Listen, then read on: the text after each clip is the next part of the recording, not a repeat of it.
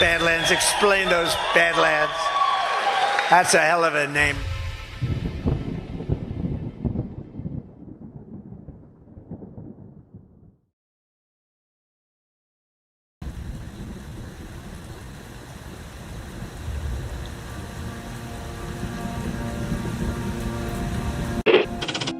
Mr. Vice President, I'm going off script again, I know, but I just want to personally thank you.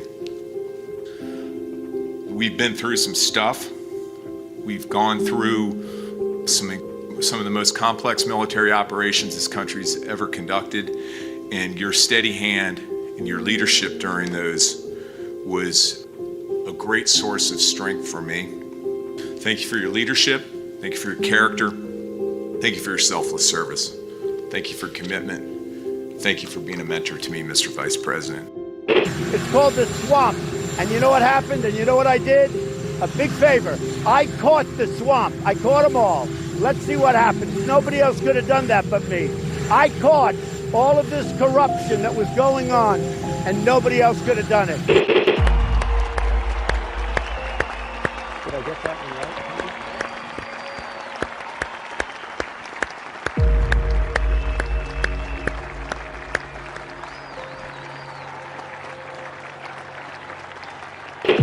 Every 4 years, we gather on these steps to carry out the orderly and peaceful transfer of power. Today's ceremony, however, has very special meaning, because today we are not merely transferring power from one administration to another, but we are transferring power from Washington, D.C., and giving it back to you, the people. For too long, a small group in our nation's capital has reaped the rewards of government, while the people have borne the cost. Washington flourished, but the people did not share in its wealth. This American carnage stops right here and stops right now. The forgotten men and women of our country will be forgotten no longer.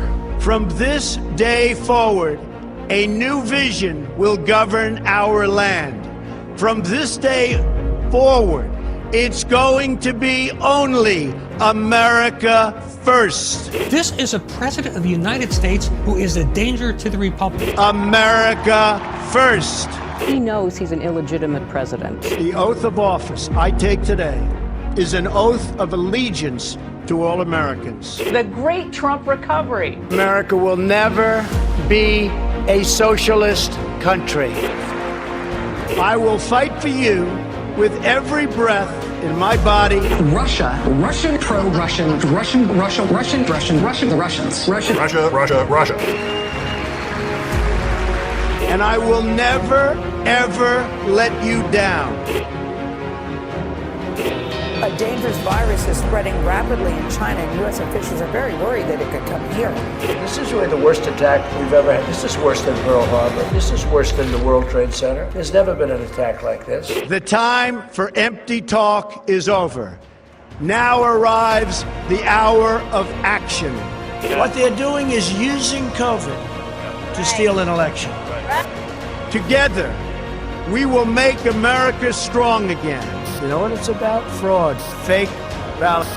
We will make America wealthy again. They are trying to steal the election. Now, under the leadership of President Trump, we are fully realizing President Kennedy's prescient view of Special Operations Forces.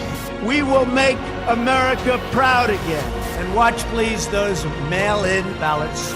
We will make America safe again. And in millions and millions of ballots, their vote is under what they thought they needed. They're dumping more ballots in there, okay? And yes, together, we will make America great again. Thank you. God bless you. If we are right about the fraud, Joe Biden can't be president. Congress, the chair declares the joint session dissolved.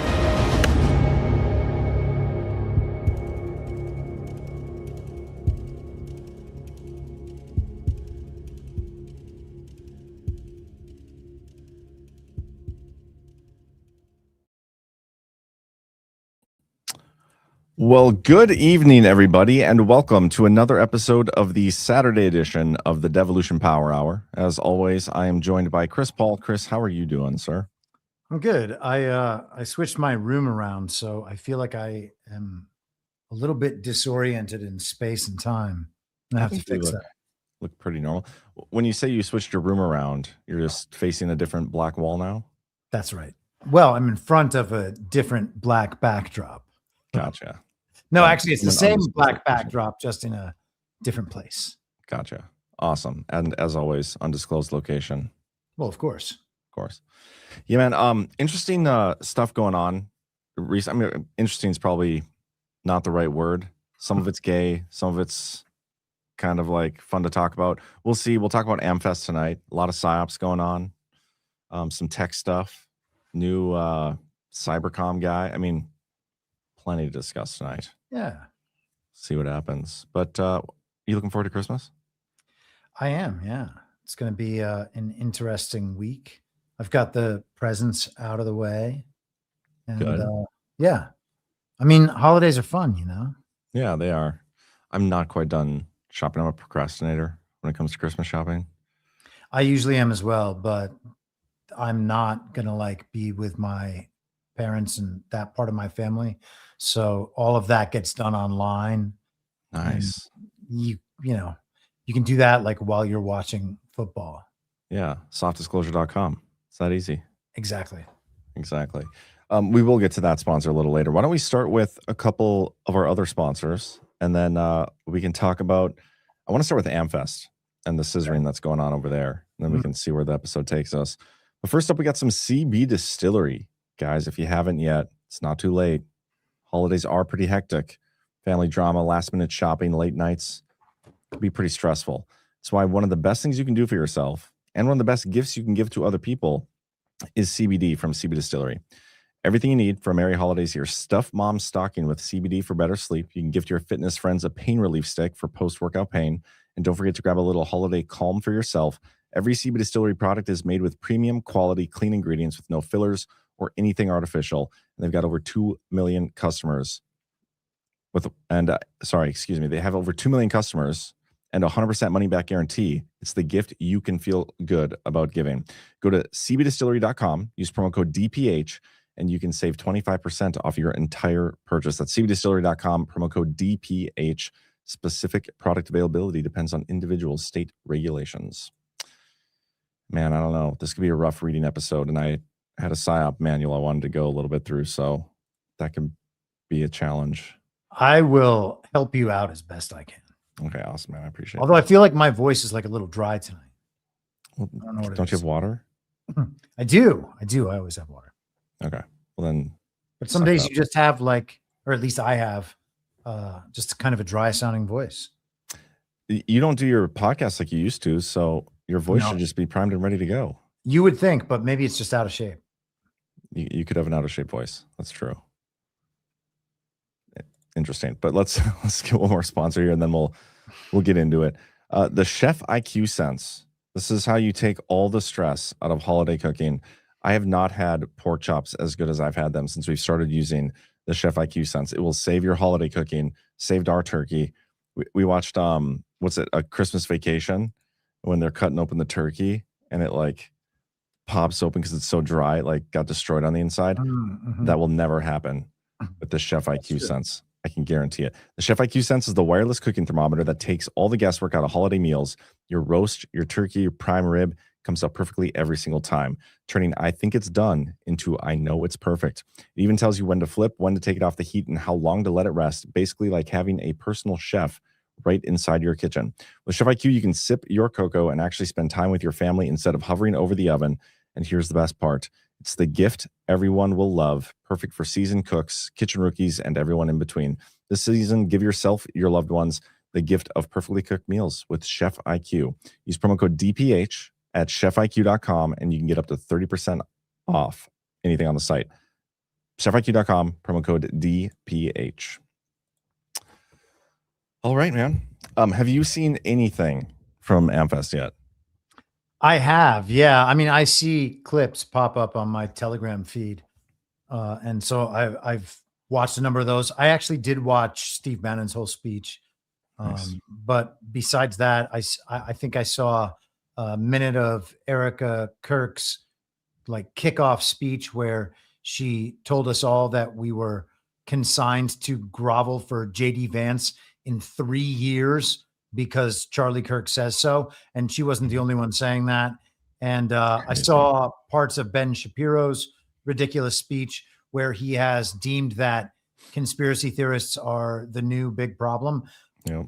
The only thing is Ben Shapiro promoted the vaccine and treated Joe Biden as a legitimate president for the entire time. So I would say that those are actually bigger conspiracy theories.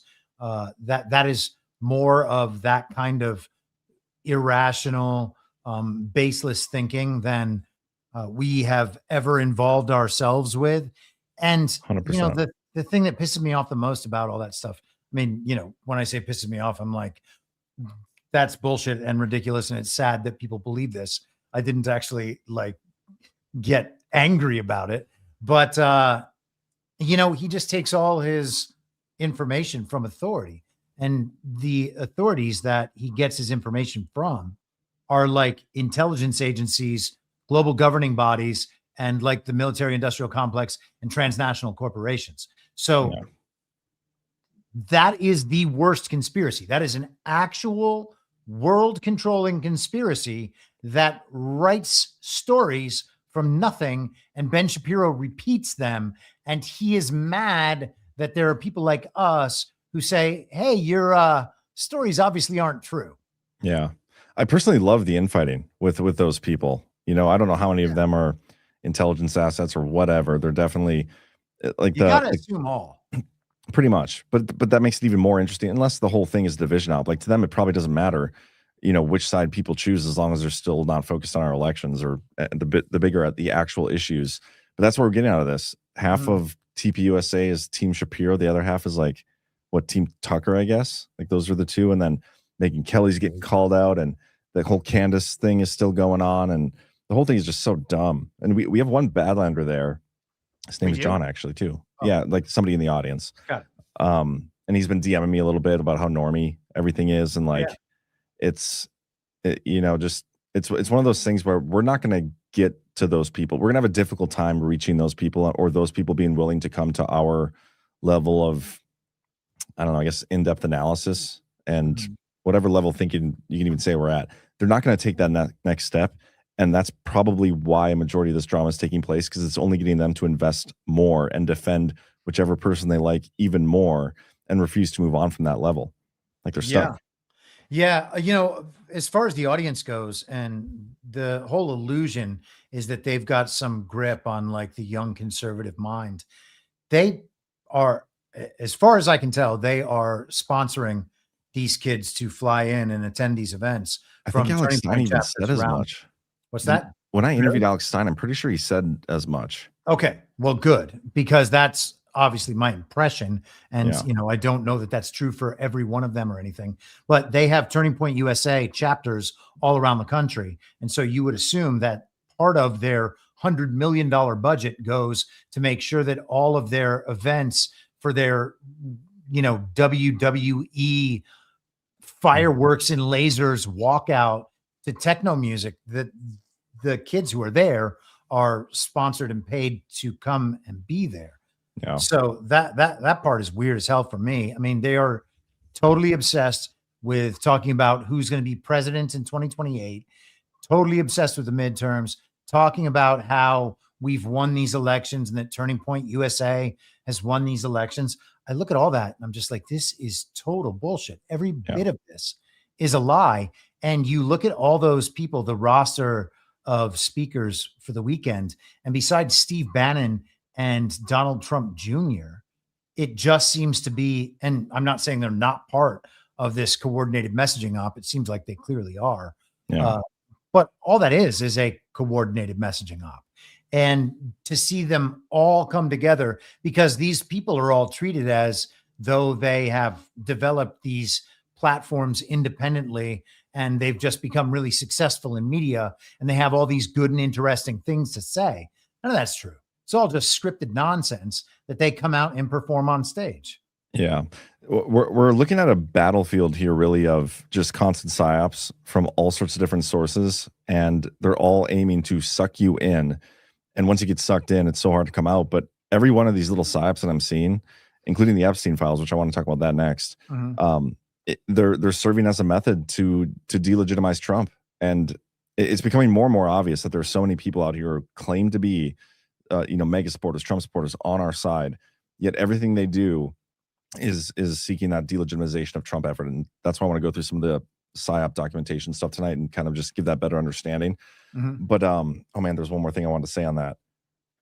Oh, it'll come back to me, but we'll get there. The last thing on the TPUSA that I want to say, what do you think is the conclusion of this infighting? Because I see Bannon getting mixed in here, and he's the one that I think is like the signal above the noise. And I think you agree with that too. For sure. Where do you think this ends with these people? Well, I don't know. I mean, we talked about it a little bit last week. I talked about it with Burning Bright and with Ash. I was framing it as like an elimination tournament, because these people have not been discussing anything on like a real world basis for this entire time. They track the news on television and they give their emotional opinions about that news. And all of those emotional opinions are coordinated from the moment they come out. Like there could be some event that happens across the world that no one even knows if it's true when it's reported. And all of these people have like a really informed opinion about it with some backstory, linking it to all of these other events that they know about. The idea that they're doing these things spontaneously and they all just happen to have opinions that reaffirm the underlying event immediately, that's, impossible for me to believe. And I have this video, if you want to watch it, of Erica Kirk talking about JD Vance the other night. But, this is one of the things that we've been discussing since 2022. It seems like they are just continually putting a roster of potential Trump replacements in front of the people, hoping that one of them will catch on, that they'll be able to sell one of them as the plausible replacement. And now they are just trying to shove JD Vance down people's throats because I guess Ron DeSantis has clearly failed. All the other options seem like they are totally untenable. So they're giving us 100% Vance and hoping that works. That's not going to work. Nobody's interested in this. Yeah, I agree. Let's watch this. And mission focused for both 2026 and 2028. We're investing in states and not just in races. So what I mean by that is we are building the red wall, Arizona, Nevada, New Hampshire. That's going to be very important to us. We're going to ensure that President Trump has Congress for all 4 years. We are going to get my husband's friend, JD Vance, elected for 48 in the most resounding way possible. That is deranged. And for our hometown Arizona folks, so you guys in the house, Arizona, go bigs or go home is where we're at right now mentally. Wow. Yeah. I hadn't actually seen the clip yet. It is deranged. That is our new leader telling us who our new leader is going to be. Yeah, isn't that nuts? It is. Yeah, it's absolutely crazy. People are eating that shit up, though. I mean, I guess we're certainly being told that that's how people are reacting, right? The coordinated messaging op of Turning Point USA, and it is a coordinated political propaganda organization. That is what Turning Point USA is. And so that massive influencer network of, these major influencers that appear on the soap opera convention poster, but also all the little micro influencers that are downstream from that, they all push the idea that these are the most popular people and influential people and important people. These are the people at the leading edge of thought, quote unquote, on the right, even though pretty much none of them are on the right. Yeah, I mean, this is absolutely the worst. I'm happy to see the reaction from normal people starting to wonder, what the hell is this that we're constantly being shown on television? And why do we want this? Do we have to want this? It seems like they're telling us that we have to want this. Yeah. My concern though is, and again, this I always go back to my my golf buddies, like the normies. I don't think any of them care. That none of them even see that JD Vance is being pushed this hard by TPUSA. None of them listen to any of those. They don't even listen to my show. They don't listen to any of these people. They don't care. And when it comes down to it, they will vote for, if they vote, they will vote for whoever is the Republican on the ticket. Doesn't matter. Yeah. And as long as people continue to give their power away on the basis of fake elections, we are going to be stuck in that cycle, because the television, if people are connected to the television is going to tell them, this is your guy. This is the only person who can save you. And when you do that for 6 months in a row, people will be like, okay, well, I mean, it's better than that other person. And, you know, the only way to get out of that is to proactively understand that the elections are fake, you know, and we have to get to that point before we can get to the point of having real elections. If real elections are possible, we certainly have to know that they're fake first, so that we have the momentum and the kind of critical mass to make the changes. And now we're just getting bullshit stories from 5 years ago. Oh, they finally figured out that our elections are stolen. I mean, that stuff's ridiculous. And, you know, and the idea that they are on the right is crazy. They have all the booths, of course, because they have different presenters out in the conference hall and the rest of it. They have gays against groomers out there. They have this booth that says, like, Jesus was a Jew. Ask me why that's important. That's not true. And they have the a replica of Charlie Kirk's tent that from killed in. Yeah. Yes. This is crazy people stuff. And if it was a show to convince people, hey, all of this is for sick weirdos and you got to stop paying attention to it, they could not be doing a better job. I'm not sure that people are connecting with that takeaway, though. No, I don't think so. Most of the people in our audience are. A lot of the comments I'm seeing are like, I haven't seen I wouldn't even know half these people if you guys didn't talk about them. Well, hey, I get that. That's good. Maybe we should stop. Yeah, I'd be down for that. It's just funny to watch, like, them actually go against each other. Like, even though I know it's a psyop, it's fun to watch. It's entertaining to see that and some of the fallout from it. But again, I think, you know, at the end of this, they're all going to come together and unite and have this unifying moment around JD Vance, which is going to be the gayest thing ever. But you know that's coming. They're going to unite to defeat the liberals in the 2028 election using JD Vance. But the next psyop, though, that's ongoing, the one that I'm seeing to, again, delegitimize Trump, is the Epstein thing. Yesterday was the deadline for the government to release all the Epstein files in as, like, the most unredacted form whatever possible. And they didn't meet the full deadline. They didn't redact everything. And now there's this, you know, again, a lot more attention drawn to the Epstein files and people blaming it on Trump again. And I've seen this in some of my own interactions on Twitter. I reposted my video from a while ago, like, why are all these people working to delegitimize Trump? And some of the responses I got from longtime followers, people I've interacted with before, like good, legit people, like, yeah, well, this Epstein thing is delegitimizing him. It's like, but why? Like, why is anything having to do with the Epstein files delegitimizing him? And it makes me want to remind people again that Trump was never the one who pushed the narrative. And what I mean by that is he never unprovoked brought up the Epstein files. The only time he ever discussed it in the entire time that he was president, Biden was president, or even before, is in response to somebody else's question. That means the other person asking the question is driving the narrative, not Trump. Trump has only ever responded. He's like, oh, will you release the Epstein files? Well, yeah, I'll release it. He was a bad guy. People shouldn't have gone to the island, stuff like that. And he's played his role every single time in, like, okay, you need me to sign this bill into law to release the files? I'll do it. I've commanded Bondi and Blanche and all these other people at the DOJ, release as much as you can. He's always played along with it, and he's never been the one to push it. And yet, once again, we're at another fork in the road where these files are once again being used to delegitimize Trump. And I'm seeing it everywhere now. And you just, once you recognize it, you opt out. It's that simple. But people keep falling for it. Yeah, the other thing, of course, is that the people going after Trump for this are people who are generally, for the most part, and there are some people who have been, committed MAGA supporters now for many years, maybe longer than I have been. Yeah. Who are extremely frustrated with this because they are certain that there is something in those files that is going to be damning. And it seems like Trump is implicating himself with the delays.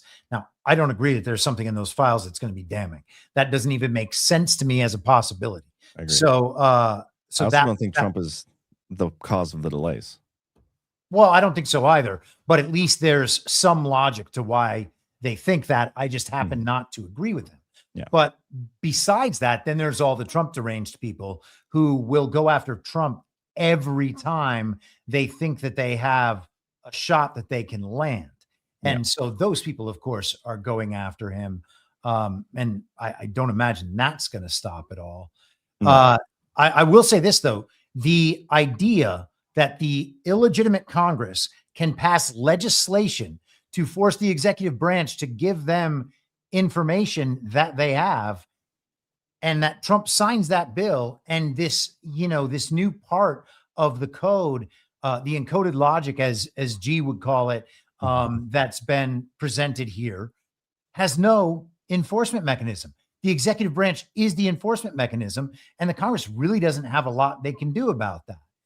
The good thing about it is, if they want to get upset about this and they want to go to the courts with it, well, perfect. Take it all the way through. Let's take it all the way to the top. Let's get these issues resolved and see exactly how much the Congress is able to demand from the president. And let's go through the whole thing. And if Trump is going for that, and that's why these partial redactions and the partial delays all the time, hey man, I'm good with that. I don't think that there's anything in those files. I don't think there's anything that's going to get the bad guys. I don't think there's going to be anything that's going to get Trump. Like, if there was stuff, it's surely been destroyed by now. Yes. And if there was stuff against Trump, it surely would have been public by now. Like, sure, they would have used that. Yeah. I totally agree with you. And we've had this discussion so many times. This PSYOP has been going on for since well before January, but particularly since he got in there and started the declassification efforts. A lot of the same people that are part of this infighting PSYOP, or the people undermining Trump at every possible opportunity in terms of his, calling him incompetent, not knowing how to hire people, not knowing how to do geopolitical stuff. All those same people are also pushing Trump is not following through on his promise to declassify stuff when none of that's true. It's all one big delegitimization effort. And this is why I want to talk about the PSYOP manual. And it's kind of ironic because I pulled this up today. Earlier today, let me find the right page here. I think it's, oh no, that's not the one. One second. I pulled up this old PSYOP from the Joint Chiefs of Staff. Where am I looking for? Entire screen. No, don't want that. Okay, I think this should work. Can you see that? Yes. Okay, it's an Adobe file. But this is from 2007, and then Zach today in our private chat shared with us a newly unredacted PSYOPs manual released from a FOIA request. Now, this is something different, which I want to show you this too, but it's going to be on the internet browser, so I have to do that second.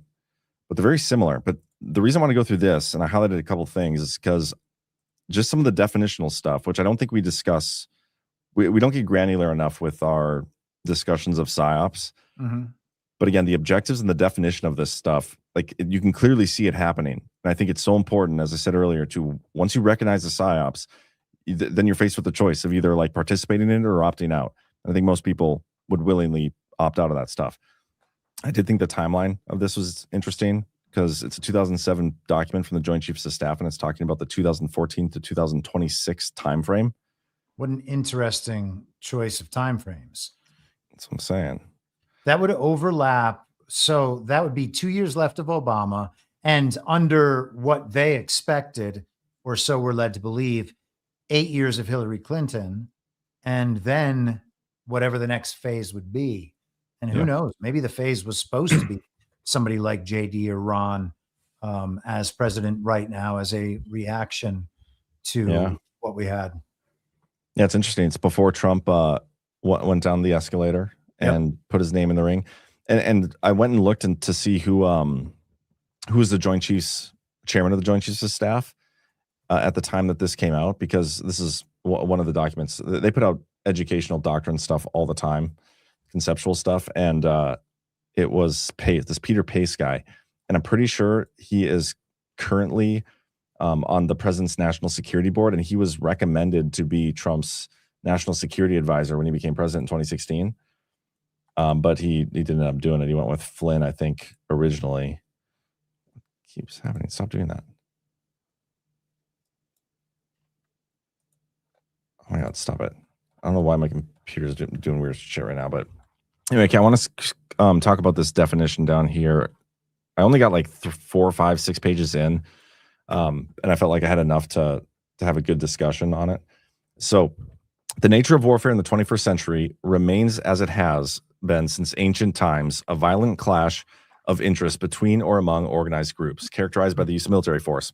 These organized groups are no longer limited to states with easily identifiable regular armed forces, nor do they all operate by internationally accepted conventions and standards. Was it like a month or two ago we talked about the constant kind of low grade warfare always going on, and it's just like this irregular warfare? When I'm looking at this document and some of the stuff I highlighted, I'm thinking of our own intelligence community fighting against us, like Trump always says, the same weaponized intelligence agencies that are, conducting psychological warfare against the American people. And by the way, stop me at any point. I only have a couple more things here. The focus of the definition is likely that a control and influence over a relevant population.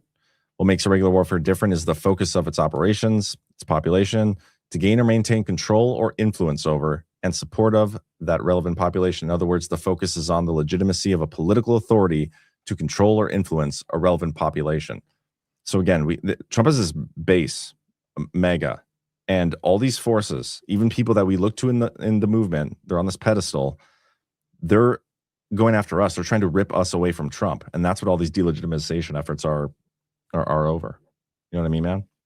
Yeah, I mean, just consistently making it about Trump and trying to redirect his base to the establishment. And, there was an article that I actually put a post up today about J.D. Vance and his focus on the immigration issue as a way to bring the coalition, quote unquote, on the right together. That was one thing that everybody could agree about. So he would just focus on that. And it was really strange. It was like this was the greatest, smartest, best political strategy ever. And traditionally in American politics, that is kind of how things work. They're like, well, let's find an issue that we can attract all these various kind of identity and belief demographics to, coalesce under, and we will take power on that issue and then pursue the rest of our agenda that actually none of these people supported whatsoever. And, looking at that now in 2025, you have to think, wait a second, we're literally being told how they're attempting to trick us, and we're going to go along with it because we agree that immigration is totally overboard and we don't like the way globalists operate the human slave trade. The idea that you can take power on the basis of one unifying issue, win a fake election by telling people that's what got you elected, and then implement a global agenda on the basis of that is absolutely bananas, but that's where we are. And so, this is the strategy that has traditionally worked. Absolutely. Now, I will say my goal when I was looking at this was trying to find like specifics of them, like this is how we're going to operate on social media and all these things. I couldn't find it. But I want to read this last quote. And this is from a former Assistant Secretary of State for Political Military Affairs. And tell me if this doesn't sound familiar. Instead, we imagine the brewing threats of perfect storms of failed governments, ethnic stratification, religious violence, humanitarian disasters, catalytic regional crises, and the proliferation of dangerous weapons. We see lagging economies, unintegrated and disenfranchised populations, transnational crime, illicit subnational power structures, and destabilizing bulges of uneducated and unemployed youth. Yeah. Pretty spot on for what I think is Trump is trying to fix right now. Mhm. And he's constantly facing these, constant 24/7 pervasive psychological, narratives being pushed against him from people on his own side. And that's the shit I'm so sick of. And there's one more point I wanted to make. And it was a comment I got on Twitter today. Somebody's like, well, I criticize Trump all the time. I'm not like working against him. And there's a difference between criticizing something you don't like. And I always believe, and I think most of the people on Badlands here do as well, that you should always advocate for the things you believe, like your first principles. Whatever your values are that you want to see, you should advocate for those things. You pushing for something that you don't like or to replace something you don't like that you see, that's great. You should criticize those things. But there's a difference between criticizing something you don't like and focusing on Trump, pinning it on Trump, and calling him incompetent or stupid or anything that actually works to delegitimize him. There's a difference there. And I think that distinction needs to be made, because that is what I'm seeing. People are almost doing it in the guise of like just criticism. But when you do it every single day over varying different things, you're not actually having a problem with any of these issues. Your problem is actually Trump. That's what you're working against. You're working to separate Trump from his support. And that's what we got to call out and stop. I remember having a conversation with a friend of mine. I think it was in the fall of 22 or that winter, just shortly after the Ron DeSanctimonious thing had kind of started up. And there was some tension there. And this guy's a little bit more mainstream, although just diehard, like one of the best guys I know.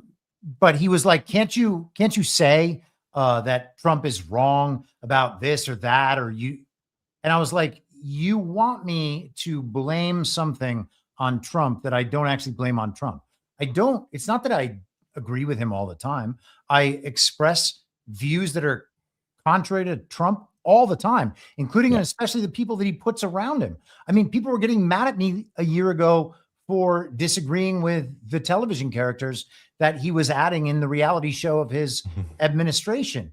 But if you think about it like a friend or a husband or wife, a girlfriend or boyfriend, your parents, whatever it might be, there are going to be things that bother you about certain things those people do, because you're not the same person.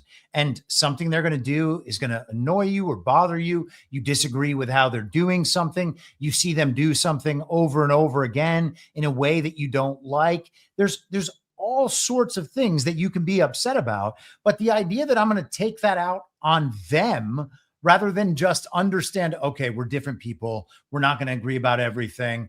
Like, I don't like that. If you ask me, I'll tell you, hey, I don't really like that, but I'm not going to like go against that person. And that's what they want. Yeah. That's what they want you to do on Twitter, because on Twitter, that's how you prove your objectivity. Like, don't you see that I'm smarter than all of these political characters? I know more than Trump. Didn't we just figure this issue out yesterday on Twitter? It's nuts. I don't think that proves objectivity in any way whatsoever. And the necessity for always focusing these problems back on Trump as though he is the one who is supposed to fix everything for everybody. Oh, you got muted. I can't hear you. But just to jump off what he says, because he's right, but I think are you back? Can you hear me? Oh, he has to leave and come back in. And this is what I think is, it's a little more nefarious than just that. It's not these people trying to pin things on Trump necessarily just because, whatever the social media game. Oh, I can hear you now. Can you hear me? Because we can hear him. I'm totally screwed here. Oh, that's okay. We can hear you, but the reason I think it's more nefarious is because I still think that most of these people on social media that have gotten these huge platforms, they've only gotten those huge platforms because they're part of the opposition. They're part of the controlled opposition, part of the regime. The regime allows these people to get massive platforms, and then they use that. They ride the coattails of Trump. A lot of these people were anti-Trump back before he went on the escalator. once he did go down the escalator and became a primary candidate, they were anti-Trump. They only jumped on the mega train when it became obvious he was going to be the nominee. They supported him for a while. Anytime there was an opportunity to jump ship, they would take that opportunity. These people are snakes, and they try to pretend this time around like, oh, yep, we're Trump's biggest supporters, but they're the ones that are pushing JD Vance. They're the ones that are deliberately trying to rip him from his base. And so it's more nefarious than just, a social media game trying to, attack his character or whatever. These people do not have Trump's best interest in mind. They don't have your best interests in mind. They are working for the enemy, in my opinion. And it's either they're working for the enemy and they know it, or they're working for the enemy and they don't know it, and it doesn't matter. Doesn't matter. But this is why we gotta stop allowing this kind of behavior. It's becoming more and more obvious too, and it's only going to get worse as Trump continues to, despite their best efforts, have some levels of success to whatever degree that is. And I think it's still gonna be a little slower than I certainly want. But this shit's getting so annoying, and you can see with all these things, the people who are pointing out, Trump is the reason that he hired people, whatever, that aren't putting out the Epstein files. The hiring one is the stupidest thing. He needs to fire Susie Wiles, Bondi, or whatever. We can hear you, Chris. Take me off my soapbox, man. If you want to go, you can just go. Oh, and he did. I was joking. Don't go. Alpha was at Disneyland. Yeah, that's why he wasn't on last night. I agree, John. They're working for the enemy, and many of them do know it, in my opinion, too. Yeah. Because some of these people have backgrounds in like the intelligence agency, too. That's the worst part. Like, they know exactly what they're doing. They think you guys are too stupid to see it. But once you do, you can't stop seeing it. Boom Diggity, 20 subscriptions. Thank you so much for that. Chris, are you back, man? I think I'm back. Okay, thank God. I switched my room all around today, and I guess I don't know, loose cables or something. And then I touched something that the cord went out. It's just garbage. Technology. I feel like, remember back in like the 2020 through like 2022 era, when everyone was immediately doing online shows and everything was Zoom, and it was like, I'm going to go back out and come back in, just over and over and over again all the time. That's how you are now. Like, that's what I'm doing right now. Yeah, that's okay, man. We'll survive. I don't like having to filibuster or what do we call them on my show? We call them stream of consciousness, because they typically tend to not go anywhere. But I'll do it as many times as I need to tonight. We'll see what happens. But yeah, is there anything else you want to mention on that? I think I got everything out of my system. So yeah, I mean, I have totally lost track of it. The one thing I thought was interesting at the beginning of that, one of the first things you quoted was the irregular warfare and how it wasn't primarily happening at the nation state level with armies. That's true. And it's because like the wars aren't between nation states. The wars are between factions in every single country. And I think that like from that view, all of geopolitics looks entirely different. And one of the weirdest things, and one of the things that I think people get put off by when we're talking about some of these countries that Burning Bright would describe as the Sovereign Alliance. And, I talk about these various base dictators who are hilarious. Russia, China, Saudi Arabia, Venezuela, North Korea. We can go on down the list of these nations.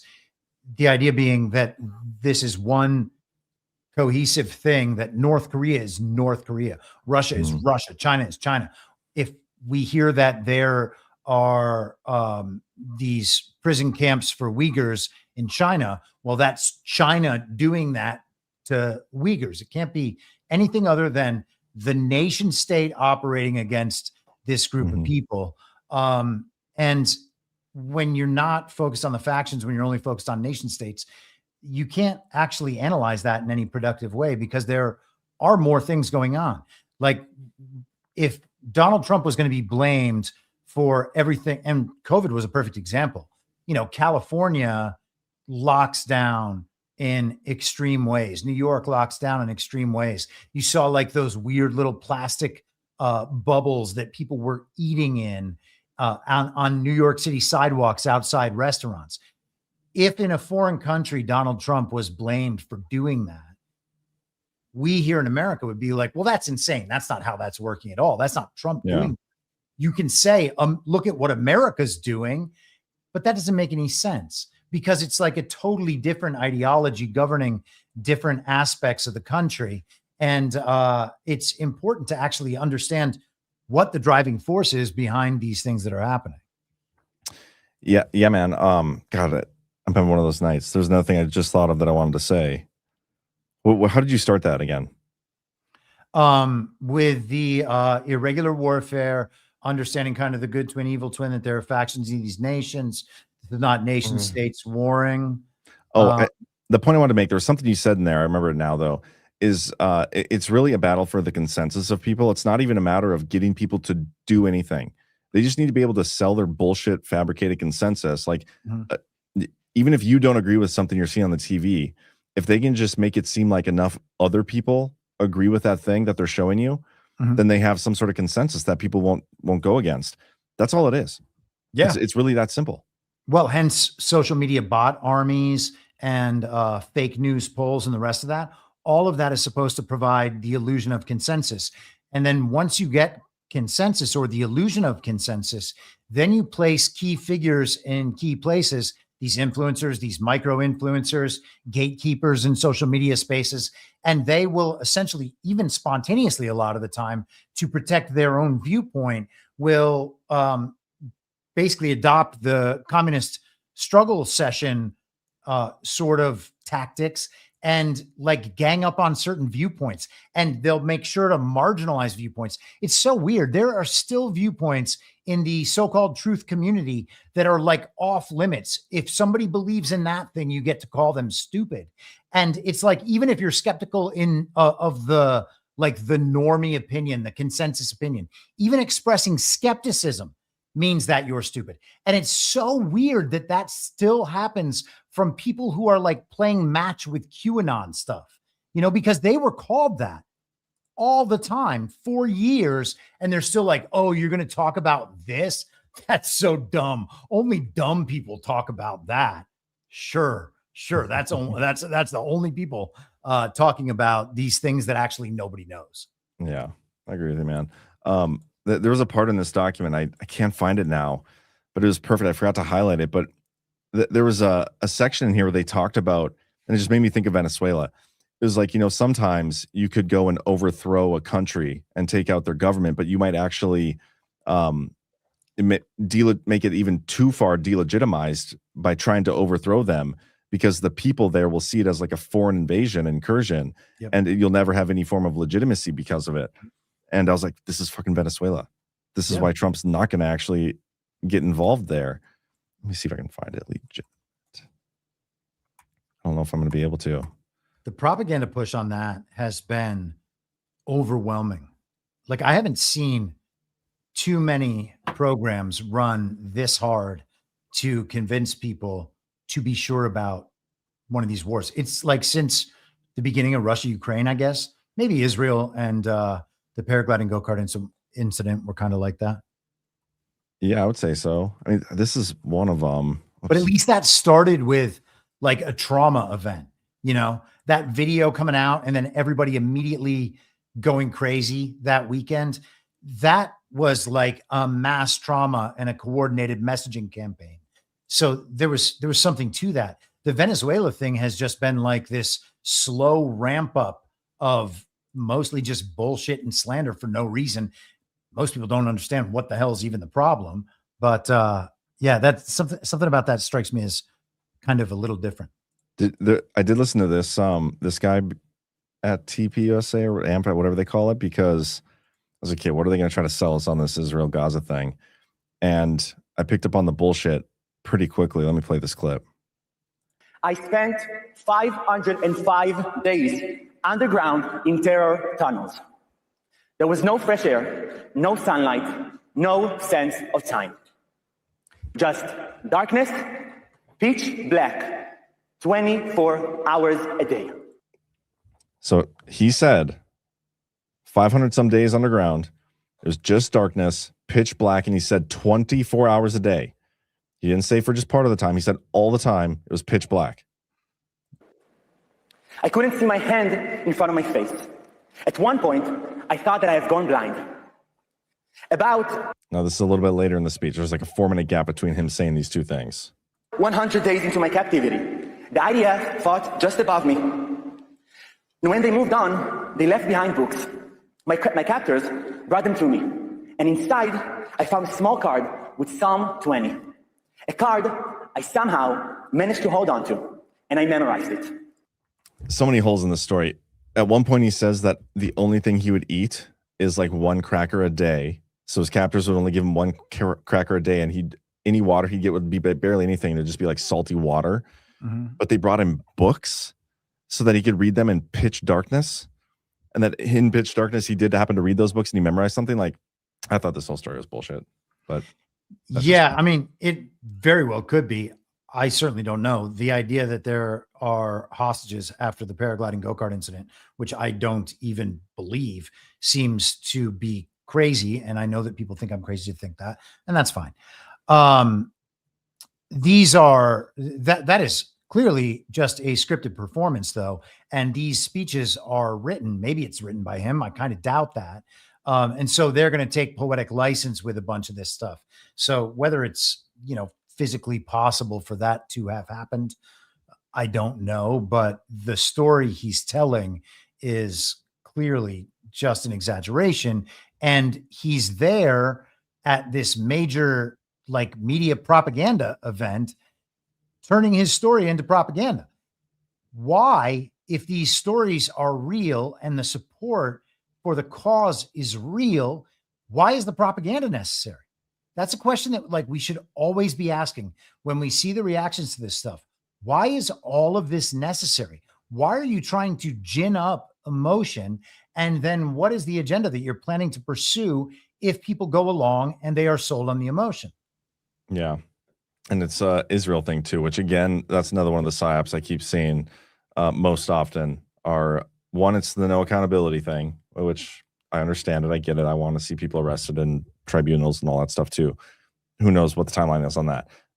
When we talked about the Epstein thing, and then the foreign influence and the Trump being controlled, I see that talked about a lot. A lot of people are jumping on that train. Oh yeah. And again, this is something not new to the show. We talked about this before. I think that at this point in time, more than any other time in history, even before Trump, at no point has anybody ever been talking about the foreign influence over our politicians ever.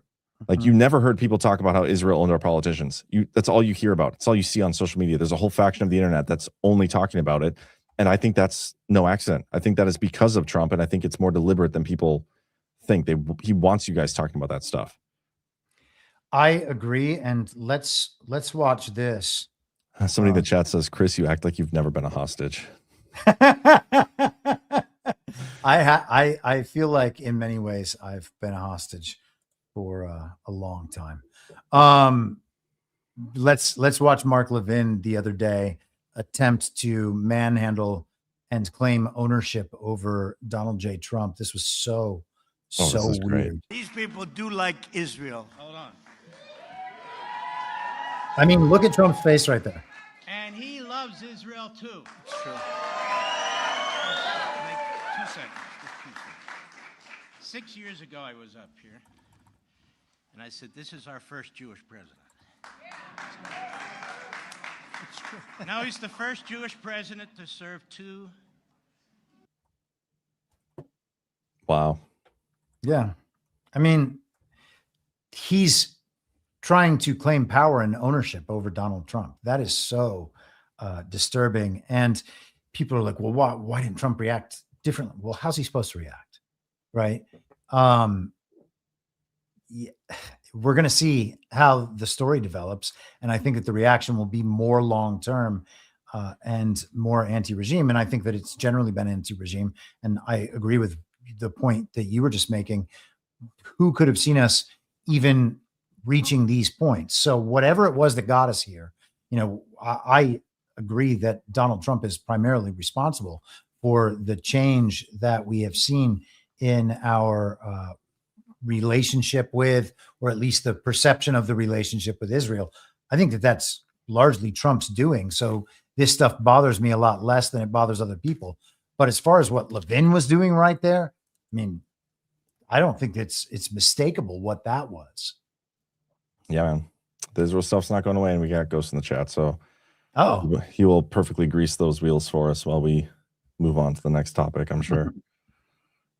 Real quick, I think we should get a quick word in from our next sponsor of tonight's show, and that is ourselves. Soft Disclosure, guys, the beard oil. I'm telling you, man. Have you been trying it, Chris? I have not tried the beard oil. My beard is like so not, oil thing. I have used the tallow because I burned my hand with bacon grease a few weeks back, and I just kept putting the tallow on it. And there was a dark spot and it's gone. That's awesome. Yeah. I'm going to send you some beard oil, man. You got to try it. I wasn't a beard oil guy either until we started making it. Now I am. And I say that confidently and in a non-gay way. It's awesome. You got more beard than me. I just have like scruff, Well, mine's basically scruff too. Whatever. Quick commercial from Soft Disclosure. You are supporting at least 4, potentially even 5 American businesses every time you purchase a bottle of or any of our Soft Disclosure products. Annie, Willowin Farms, Badlands Media, and then Annie suppliers are basically all our neighbors down there in Colorado. It's a pretty cool story. Soft Disclosure just dropped new favorites for the season. The lotion, your 5-ounce favorite, is still here. And now we've added full 11-ounce bottles. New Lavender Tea Tree Deodorant, clean, calm, and effective. New tallow bars, chamomile lemon rose and naked. Rich moisture that actually works.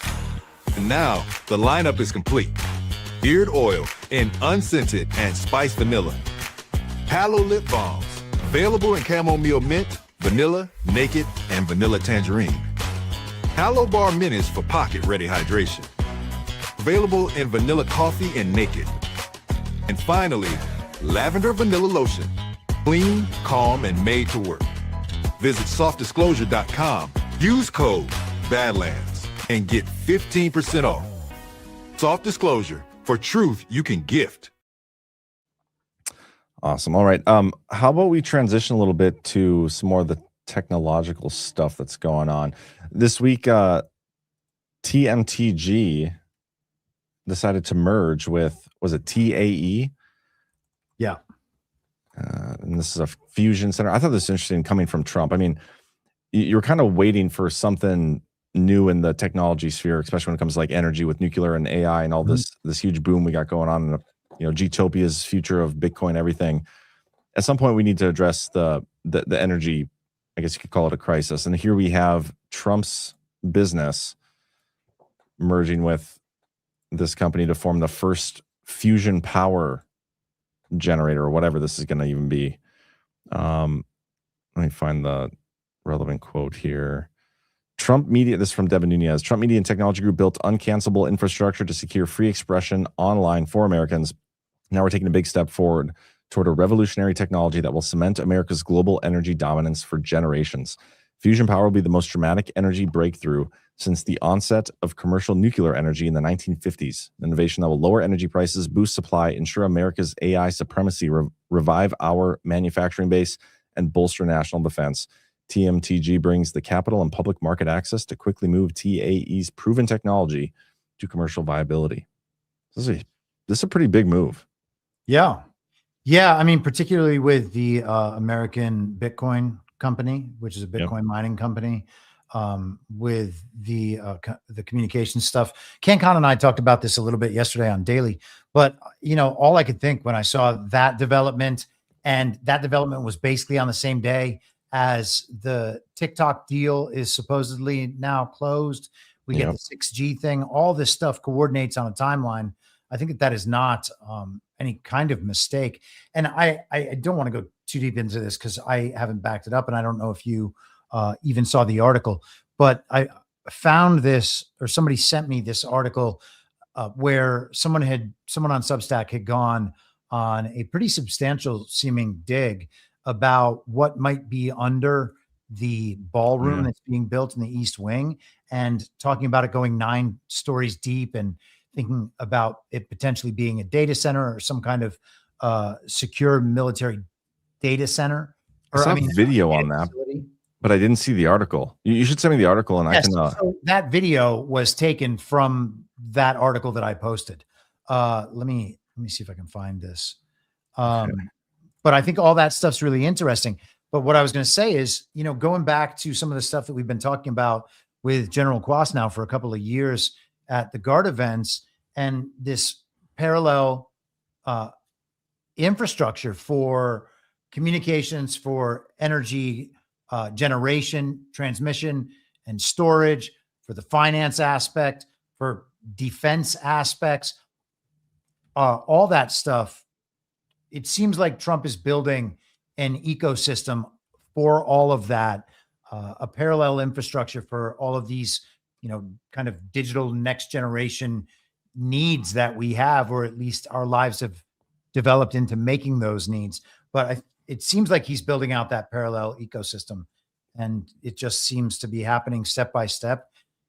His DJT stock went from I think it was like around $10.20 to yesterday it peaked over 17, and I think it's hovering about 16.5 right now. Oh. That's a major jump for 48 hours. Yeah. I think, is this the video? This is the video, right? That's the whole video. Yeah, I can find the Substack for you. I got the Substack here, I think, too. Oh, yeah, right here. Oh, there it is. Yes. Trump isn't building a ballroom. Trump announced the $300 million ballroom at the West Wing. Something went off in my brain. Never heard of this guy. The Dre dossier. Pattern recognition parts started tingling. 90,000 square feet, 300 million, underground construction at a secure government facility. I heard about something like this before, something with those exact specifications, that scale, that price point. Took me a minute, but then I remembered oracles. Ooh, that's interesting. Underground data centers in Jerusalem, built in 2021 for Israel military intelligence. 9 stories into bedrock, designed to survive missile strikes, built to house AI systems that make life and death decisions in real time. 90,000 square feet, 319 million. Nearly identical specs to what Trump just announced. That's when he started. I wonder where the location of that was in Jerusalem. Like, all I can think is, was that under the embassy that was built in Jerusalem? Because that would be very interesting. Ooh. And considering how angry they are about the ballroom, considering the scale of the messaging campaign that's anti-ballroom, it's like the people pushing that from the top, like the people writing the articles and going out on television and talking about what they know and how important like the ballroom that someone else built was, or whatever was there.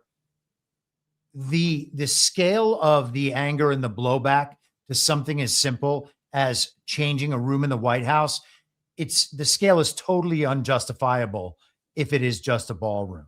And a ballroom that Trump is funding with private funds that the taxpayers aren't on the hook for, that seems totally out of line. And when that is out of line, I think, something else is going on there. So yeah, I'm trying to find where it says. This is very interesting though. Like I didn't know the military being a part of it. I mean, makes total sense. And they talk about the contractors. Did you see the part about the contractors? The Clark Construction. Where's that? Yeah, Clark Construction. Much of the website. Normally built critical facilities portfolio immediately caught my attention. The National Geospatial Intelligence Agency campus, CISA headquarters, CENTCOM. What's listed publicly is only part of the story. I started digging through government contract database, and that's what I found them. 6 separate contracts for data centers where even the clients' names are redacted. Confidential client list. It's crazy. They fired the original architect. It's notable. DC's power grid. I remember that being part of that video. I want to find what you said about Jerusalem. If that was like over the embassy, that would be notable. Yeah, it would be. I just asked the machine. The machine says no. Okay. Do you have any proof of like the pictures or videos of them building any of like the structures underground? Have they been bringing in a bunch of stuff for the ballroom? That's like I said, I didn't get into this any deeper than reading this article, so I don't know. Interesting. Yeah, this is notable, guys. I wonder if we'll ever actually get proof of it, though. That's the thing. I doubt it. Well, I mean, I guess we'll see. I really hope that if all of this stuff that is going on in the background, as we have speculated, as other people speculated, and I think that there's good reason to believe that stuff is going on in the background. Oh, 100%. That's how the world works, right? Yeah. So, when we speculate, there is a mindset that says you're talking about those things that you can't prove. Therefore, you should not talk about those things. And you should only talk about the things that you can prove. And what things the are that? Same mind. Yeah, right. Exactly. The same mind that says that also believes that mainstream news articles and the rest of it do constitute proof. So we can talk about anything that the mainstream media talks about, and we can't talk about anything that the mainstream media doesn't talk about. Well, considering that we know a lot of the stuff that happens is going on at a level that is not communicated to the mainstream media, at least not in any honest way, and that's actually where all the important stuff is.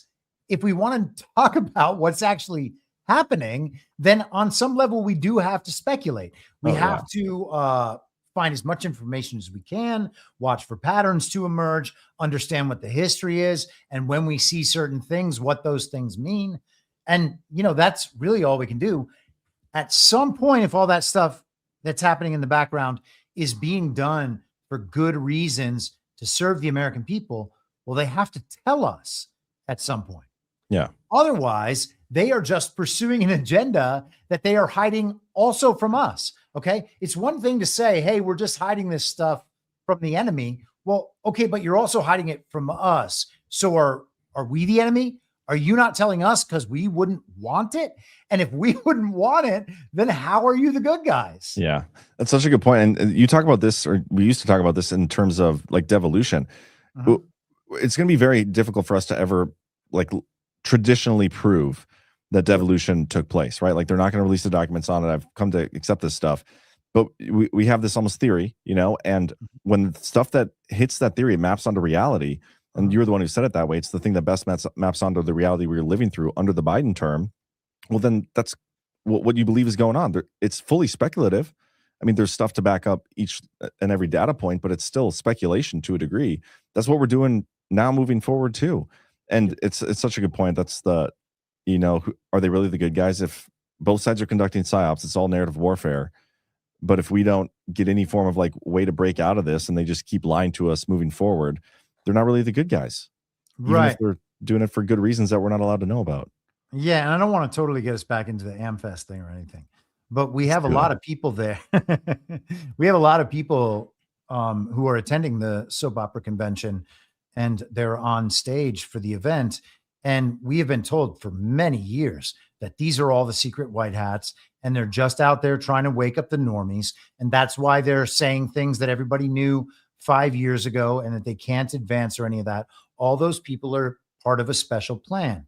Well, okay, except if like we don't actually agree with that plan, or that plan is not the special plan that we think it is, because the storyline, the reality that is emerging that coordinates with the story that they're telling over this kind of years-long scale, that story still marches us directly toward the Great Reset and Agenda 2030 and full-on tech control over everything that goes along with the uniparty right and the uniparty left and the tech contingent, the people who have funded Barry Weiss, for instance, for the last 5 years. We are still marching in their direction according to the story that's being told at AmFest.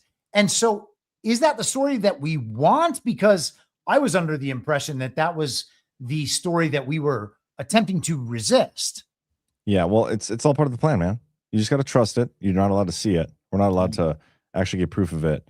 You just got to trust it and shut your mouth. Stop asking such good questions. Stop making such good points. but Trusting a plan that you don't know if it's not God's plan is really, really stupid. Oh, I agree. Oh man, there's something happened again. I don't know what is going on with me tonight. We just have those nights, you know. No, yeah. Normally you're the one that has these kind of nights where you just forget what Yeah. you're about to say. But That was a while back, though. I feel like I've That's true. recovered from that problem. And now it's just your tech issues. That's when I was doing like 3-hour shows on my own. Oh man. No, but there was something you said there again that I was like, holy shit, I got to mention this thing. And then I lost it. So it was AmFest, what the plan was, all of these secret white hats that get to lie to us because they're the good guys. Yeah, I think it was a matter of shifting goalposts because I'm not seeing the excuse of waking up the normies as much anymore. Well, and I that's found good. that to be notable. Yeah, but now it's just like these things take time. It's no longer like why they're taking time. It's just they take time. So they don't even have an excuse anymore because they know it's so stupid. Waking up the normies. Yeah, I'm good with that. I'm good with things taking time because it is no longer my mission in life to watch the television for affirmation that the world is going to change the way I want it to. I'm going to focus on changing myself in the proper ways to align with something higher than the world. And I will attempt to operate competently within the world and understand the world. But the idea that my constant focus on what happens on the internet and on television, and that being me fighting some war that's going to save the world, that is kind of like that's lost its luster as far as I'm concerned. Yeah. I mean, if we got a medal at the end of it, maybe I'd continue doing it. Are we going to get one of those? No, definitely not.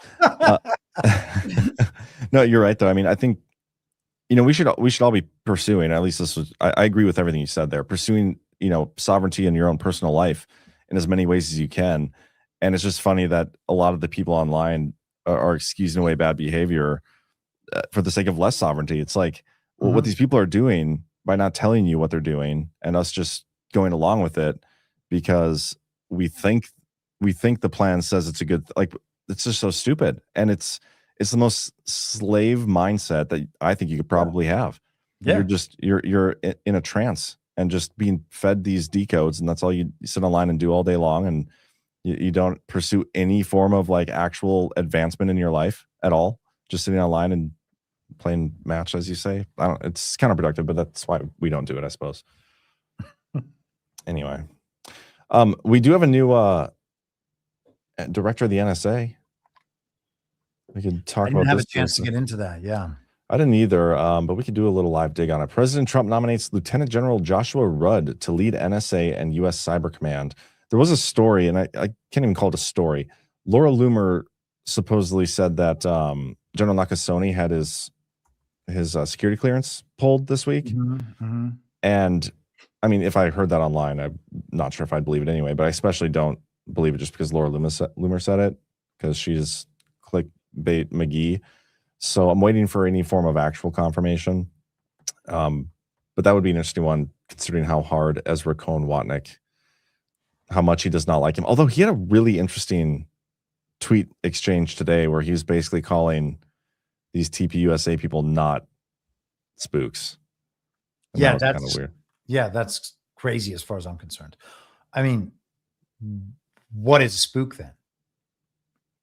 I don't know, man. Anyway, we'll save that for another time.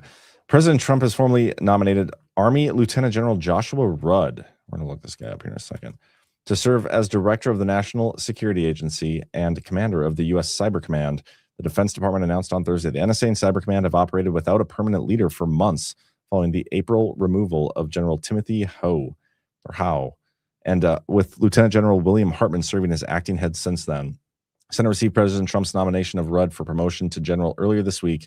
The NSA, a combat support agency overseen by both the Office of the Director of National Intelligence and the Defense Department, focuses on SIGINT, foreign surveillance, and cyber operations. On the same announcement, the Defense Department said Marine Corps Major General Lorna Matlock was nominated to serve as deputy commander of U.S. Cyber Command. What was the story around Timothy getting removed? I feel like I remember that being an issue. I think that we did an episode where we discussed that. Yeah. That was many months ago, and I do not remember. He was only there for a year. So we did talk about the dual hat issue, and whether or not NSA and Cybercom would be separated. And it seems like it seems like Rudd's going to be wearing both hats. Yeah. So that's interesting. Yeah. I mean, I realistically don't think we'll probably ever see that change. I mean, it'd be nice probably. I don't know. It depends who this guy is. He see if anything jumps out. He doesn't have much of a bio, which is pretty strange. He was the commander of Special Operations Command for the Pacific from 2020 to 2022. So anything special ops is interesting. Yeah, nothing really jumping out. I don't see anything that would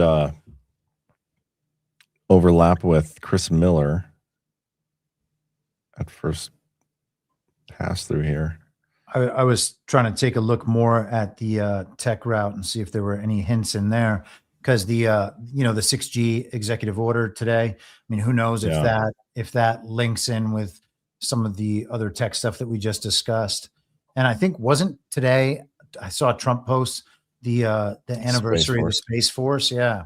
It's a lot of kind of potentially interconnected stuff. And we got a new chief spaceman over at NASA this week, didn't we? I'm pretty sure today's not the anniversary, though. The anniversary is the 18th, I thought. Or maybe I'm wrong on that date. Yeah, maybe just Trump posted it 2 days later or something. I'll find the post.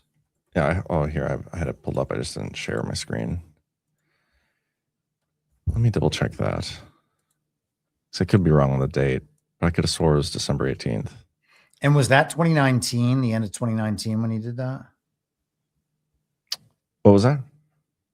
Was that 2019?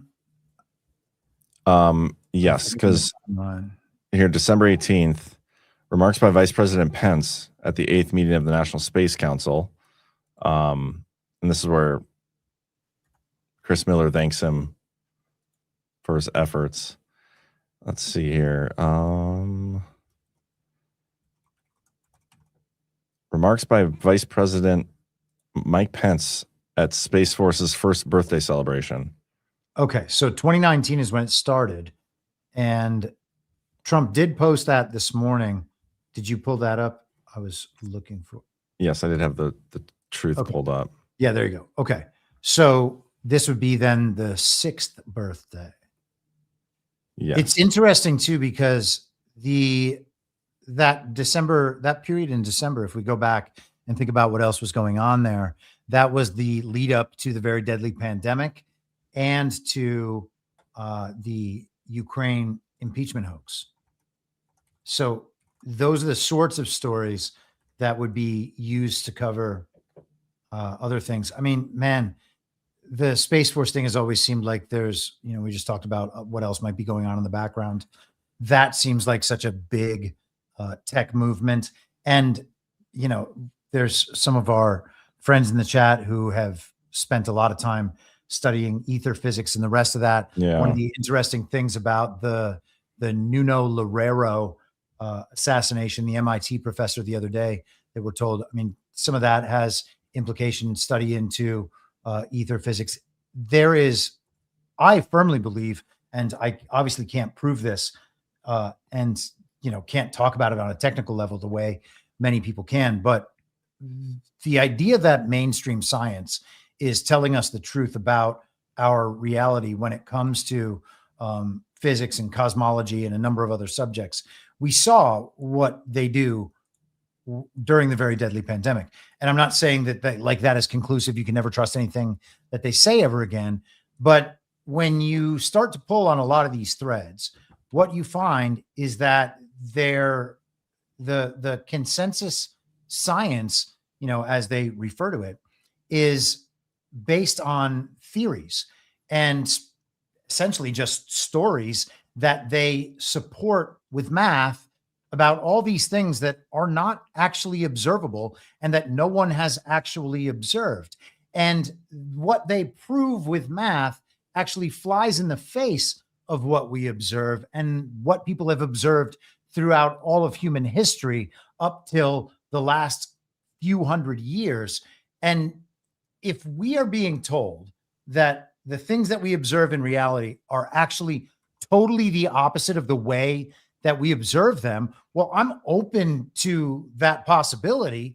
But one would think that you would have to actually prove that in a real world way, not just make up some numbers and tell us that you have this internally consistent system that is capable of predicting certain operations within that system, and that we should just then say, okay, well, I guess the way that everyone throughout all of time has observed our reality is wrong, and these scientists are right.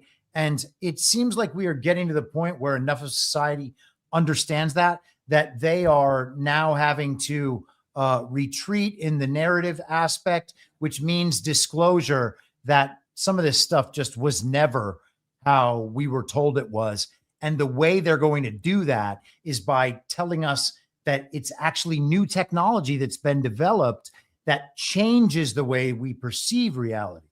And I think that that's what's happening. Are you're seeing examples of this, you're saying? Like, is that what you think the fusion thing is, maybe?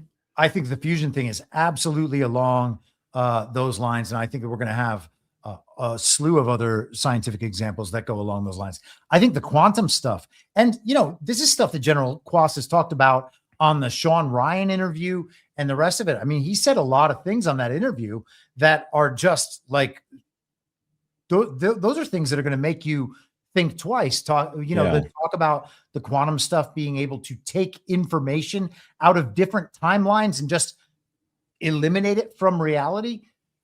If you can do that, we have to assume that that's already happening. And if that's already happening, then our reality is much different than we understand it. And I think, you know, this isn't me trying to say all of this field of science is wrong, you should reject it and then change your belief to something else.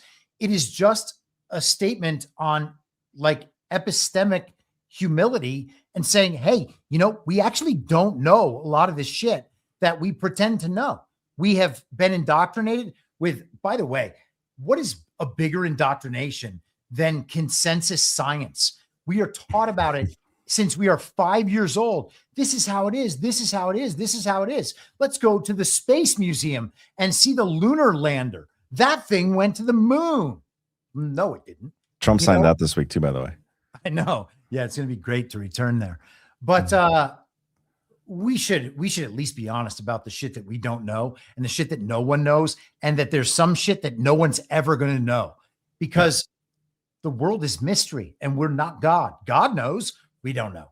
And at some point we have to accept that. Yeah. One thing you said there, though, you know, that we're going to get some sort of disclosure, but these technologies being released are like this. That's not real disclosure to me. Like if this technology's existed and them giving it to us as if it's a new technology they just figured out, that's a cover story. That's them still lying to us to continue to lie to us later on about other things, or to cover for other things that they're doing. And so, I mean, it's cool stuff. What like the fusion thing is a very interesting.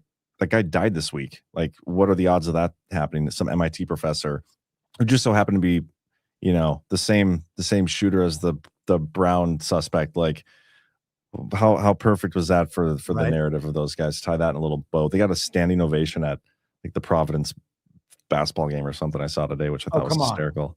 Yeah, and so that's propaganda. No, I didn't see that. Oh, but that's like, that is an event that is scripted for propaganda.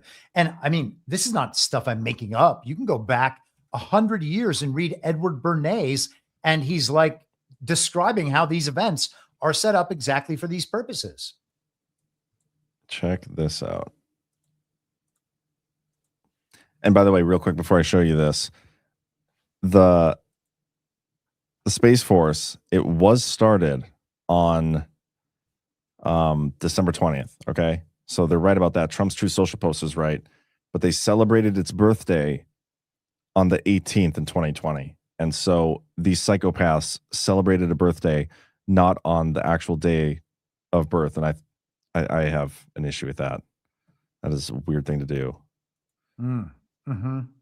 Yeah, that is weird. It's a weird thing to do. But anyway, okay, to this. Standing ovation. A few moments ago, Providence Mayor Brett Smiley and Chief of Police Oscar Perez were recognized along with the first responders who assisted in response to the Brown. Let's see if I can find one not filmed through a potato here. Yeah, isn't that crazy? Like people are eating that shit up too. And they're saying the guy had a list of more people he wanted to kill, but then he killed himself. Like, how does that make sense? The whole story is, once again, I don't know, maybe Candace Owens will switch stories to this one. And someone in my chat, save the internet. I think maybe yesterday, I would really love to find this something, because I thought it was so weird. The police chief and this guy, Brett Smiley, the two people that they just showed right there. And apparently there's this police chief had some controversy and scandal. I think it was a brother of his or something involved in some trafficking incident. So and I don't want to, let me be clear with everybody that I'm obviously not 100% certain on this. The reason I bring it up is the reason I always bring this stuff up is because if that's true, we should get more eyes on it. And if it's not true, all good. I can be wrong. That's fine. But that someone might have scandal in their past and then be spotlighted in a national incident where these guys are, it seems to me, just saying things at these press conferences that they are told to say from someone up the chain, because none of them actually seem like they know anything. Well, there we go. Providence Police Chief Oscar Perez's brother, Sergeant Andres Perez, faced allegations of involvement in their nephew Josh Perez's large-scale fentanyl trafficking operation, though no charges were filed against him. Federal prosecutors described Andres as knowing or unwitting participant, citing evidence like a WhatsApp conversation where Josh allegedly warned him about police surveillance techniques during an active investigation.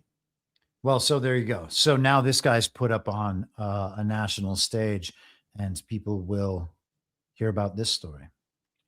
Yep. Also, and proof our elections are fake is nobody voted for this guy. Who would vote for that guy? Look at that dweeb. Well, I'm sure Rhode Island's elections are exceptionally fake. Yeah. And I also thought it was funny that they have like a police chief with a strong Mexican accent. I'm not sure exactly where he's from, but because Rhode Island is like the whitest state you could possibly imagine. Bro, look at his face though. This looks like freaking AI. The police chief's face. Oh, I mean, it could just be the quality of the recording, but yeah, it's fucking weird.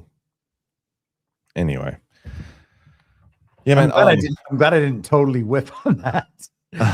Thank you for tracking that down. Yeah, the brother thing, that is weird. Weird how that happens. Anyway, what do you say we I don't know, go through the boot? Is there anything else we missed this week? Shit, man. I'm trying to think. Can't think of it. I'm just checking the chat, see if there's anything. Thank you for the gifted subscriptions, NV Runner. Appreciate you. Ghost sent me a video of here. This is what he sent on Twitter. It's an Erica Kirk video. He said that. God. I can't wait. What did he say? He said she had an amusing slip of the tongue, and it wasn't into JD Vance's mouth. Despite the devastating loss of Charlie Kirk, my incredible husband at UVU, Caleb has persisted with the same gift. Grit. A long day. Trust me, you're not a grifter, honey. It's all good. Despite Wow. The only guy at the event who's not. Yeah. Funny. Did you see the Trump Christmas video? No. Oh, we'll play that as our outro tonight, man. I think Ash texted it to me today. Oh, she also wanted me to show you this. She said, in case you want to make Chris rant about the Civil War and Reconstruction amendments, which I feel like you are always down to do. I am always down to do that. Yeah, I just got to get it to my computer here, so hold for processing. Wish there's an easier way to like send things to my computer instantly. Like I wish I could just like drag and drop it on there. Well, 6G is coming and you can just think it onto it. Is that what 6G? I thought that was until like 7 or 8G even. Mhm. That'd be nuts if it was 6G already. Okay, here we go. This is what Ash sent over. South Carolina secession. So throwback, it looks like. This issue before country is the extinction of slavery. The southern states are now in the crisis of their fate. And if we read or write the signs of the times, nothing is needed for our deliverance, but that the ball of revolution be set in motion. The first state to secede from the federal union on December 20th of 1860. It's quite an anniversary. It is. Interesting stuff. Ash, thank you for sending it. Yeah, we'll watch the other video after we get through the boosts and the rants. Let's see what we got over on Badlands Media, which, by the way, I'm pretty sure we're booking our spring GART here on like Monday. I'm going to be signing the contract, sending it over to Miss Bright to turn over. So we should have an announcement on that coming fairly soon, including location and date for the spring. Very much looking forward to that. For boosts, we got 1027JS says, "Bahumbug, I hate the cold," for $20. Thank you, Joe, my fellow North Dakotan. It is damn cold here. How cold is it where you're at? Not bad at all, actually. Well, that's good. It's nice and warm. I like it, especially for isn't tomorrow like the shortest day of the year? Is it? I think so. I don't know, man. When I'm home with my kids here and they're like basically stuck inside all day because winter, super cold, not going to go outside, weekends, that's not the shortest. These are like the longest days of my life. Yeah, Sunday, December 21st, the shortest day of the year. Wow. Happy anniversary to the shortest day of the year. ZA Huntress or TL swears. I read this yesterday, but I want to read it again because they gave a $1,100 boost to the whole company, $50 for everybody. Should be $50 for each seller host. Love the content, especially the DP, Geo, Daily. Oh, heck, all y'all. We'll miss you over the holidays. We'll be in Budapest for Christmas and Paris for New Year's, celebrating 37th wedding anniversary. God bless you all. And happy anniversary to you. Yeah, congratulations. That's going to be quite a trip. Yeah, thank you for the generosity. And we got some rants here. Mr. A. Nelson for $50 says, "Merry Christmas. It's Anna Banana. I'm not Mr. A. I can't figure out how to change my name. Have a good show." Well, thank you for the $50. Can't help you with the name change, but appreciate it. Keith Higgins, JD Vance in 2028 is a soft rollout. It's the soft disclosure lotion application to the special couch upholstery for JD to hump on the campaign trail. Gross. Solid and gross. Ashley D, special Jewish powers. What was that in reference to? That could be to like most things.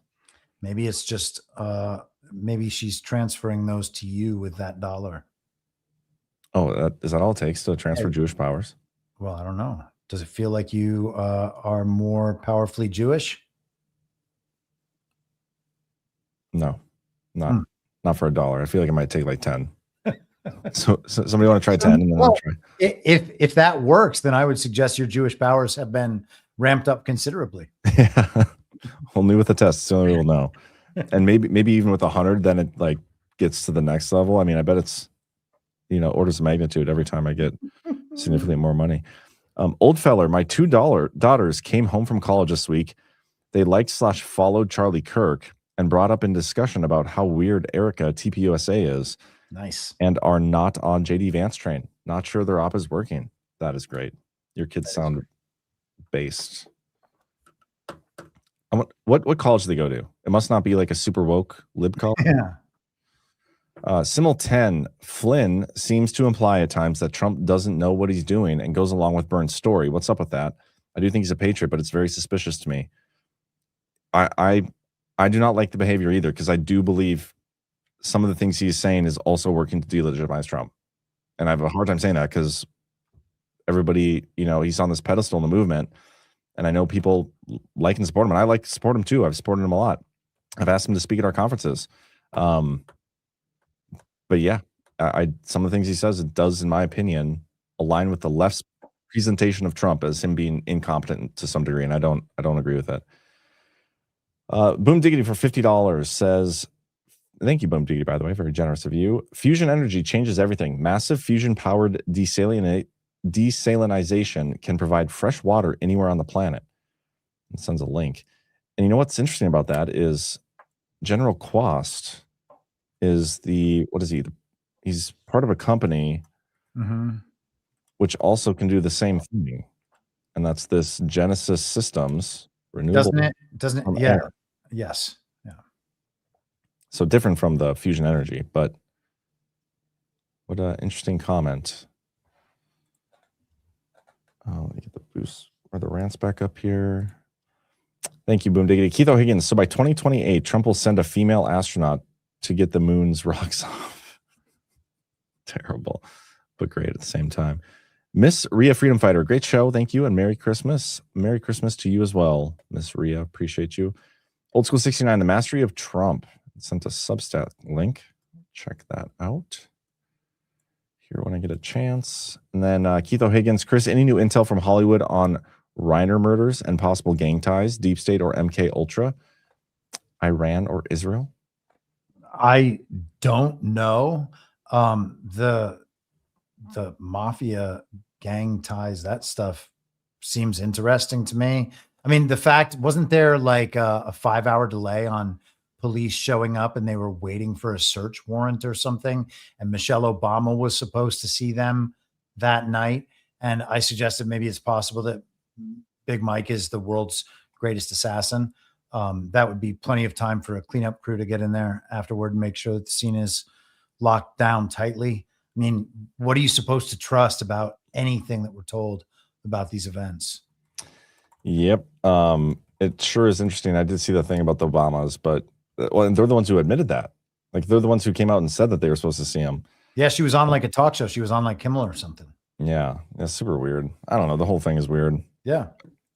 And Trump again rage baited everybody. All the virtue signalers and hypocrites reared their ugly heads this week over that one. That was a fun one. Anyway, with that, guys, I have the perfect video for us to outro on. It is a little longer, but it's called "The Night That Trump Saved Christmas." So I think it's timely and a good one. Hit that thumbs up. Do us that favor. Make sure you guys tune back into Badlands. Give us a follow if you're not already. Tomorrow should be a pretty good day of content as well. And with that, man, I think we're out of here. So appreciate you joining, Chris, as always. It's been a pleasure.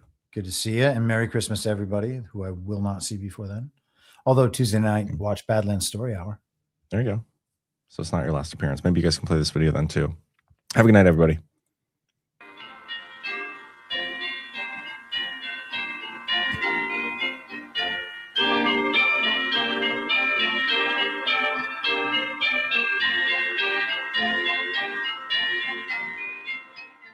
"'Twas the night before Christmas, the snow deep and white. The reindeer were set for their long winter flight.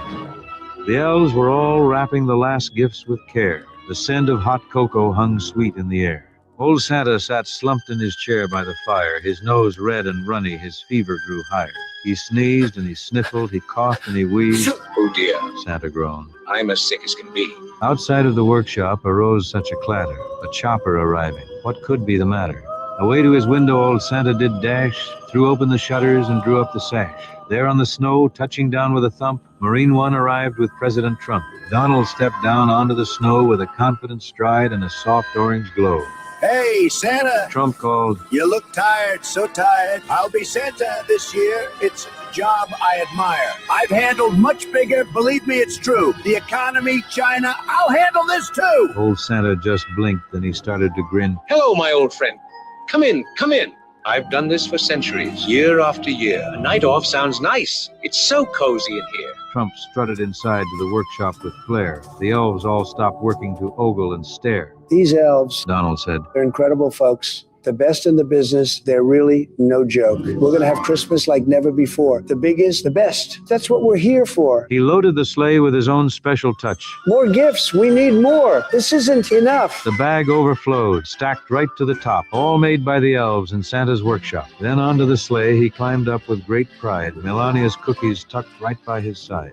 He cracked the gold whip, the reindeer took flight. Now Dasher, now Prancer, let's do this thing right. On Comet, on Cupid, on Donder and Blitzen, we'll make history tonight, and poems will be written. The reindeer responded with thunder and spark, and off through the sky they blazed into the dark. For the daughters, a doll with a pretty pink dress. For the sons, a race car, shiny red, the best. Because boys will be boys and girls will be girls. It's just common sense. It's the real world. To Democrats' houses he came without spite, even though they'd complain and they'd fuss and they'd fight. He's a fascist! He left them face masks and 95 so that they'd feel safe when driving inside. Their cars all alone with windows rolled tight. They're still double masking at such a sad sight. Greta Thunberg bobbleheads too, a little voice box that screams, "How dare you?"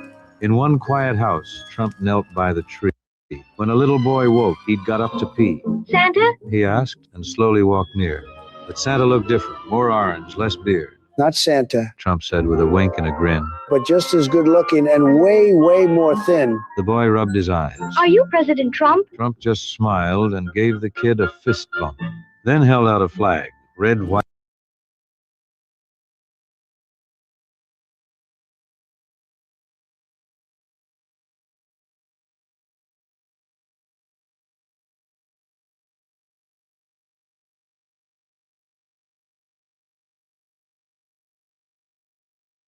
And blue. Merry Christmas, young man.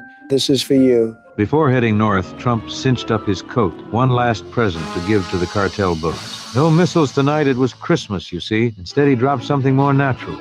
The reindeer let loose with a thunderous sound, and magical droppings swiftly rained down. Reindeer that fly have a special-made pool.